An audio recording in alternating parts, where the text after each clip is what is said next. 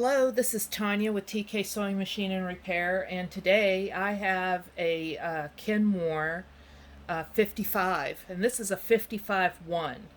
So, from what I know they made at least another variation of this machine, which was a 55-2.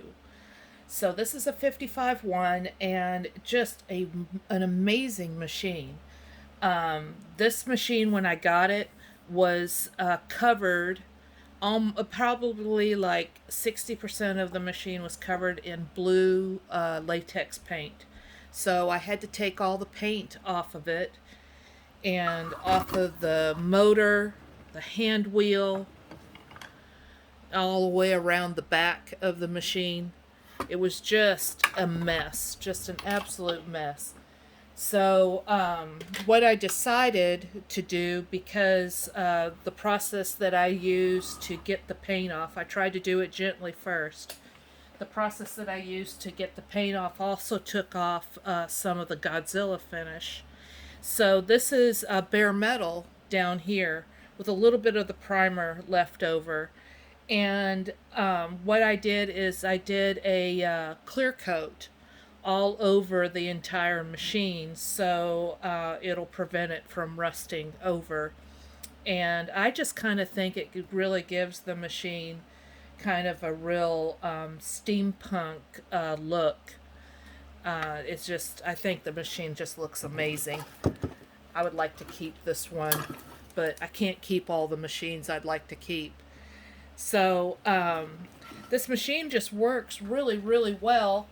It goes straight, and it goes forwards and backwards. And so this machine, you have the option of setting your stitch length for forward, which is the black numbers right here, and you can set the stitch length for backwards. And so it's like your reverse, but you also have a stitch length for your reverse, which is kind of an interesting concept, right?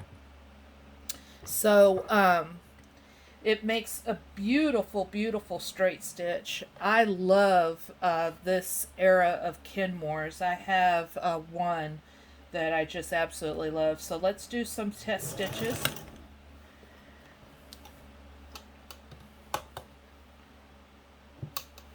Here we go.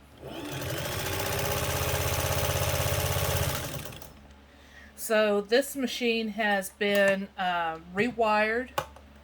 The light's been rewired. The pedal and power cord have also been rewired with a new plug and the new outlet on it. So here are the stitches. These are the top stitches, and these are the bottom stitches. And here you'll see where the stitches aren't very good is where I was tuning in the tension on the machine. But it's a fantastic machine, just does a really lovely job. So what I want to do is do some test sewing on leather for you. You'd think that I'd have my piece of leather ready, but I never do I?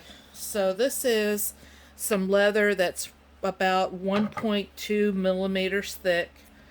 Now, I don't recommend that you use a domestic machine to do leather work all the time, but this machine, I just want to show you that it will sew through leather. So let's try it without a leather needle in it.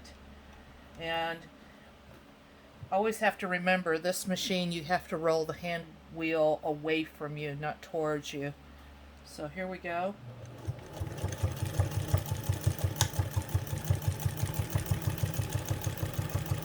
I did stabilize my table before I started. But look at that. Look at that bottom stitch. It's really good, really consistent. So it started off with 2 layers of leather and then finished off with just the 1 layer.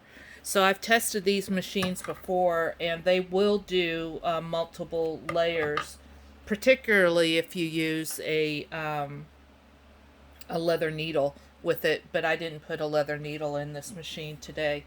So this is your bobbin winder right here.